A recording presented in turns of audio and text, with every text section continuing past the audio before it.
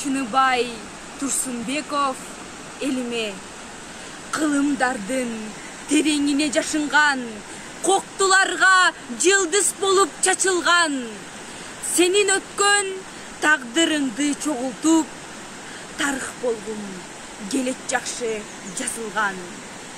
Канат байлап кимбиз деген тилектен, кубат алып билим аттуу тиректен, кумдай болуп сапырылган мезгилден, өмүрүңдү тапкым келет мен өткөн.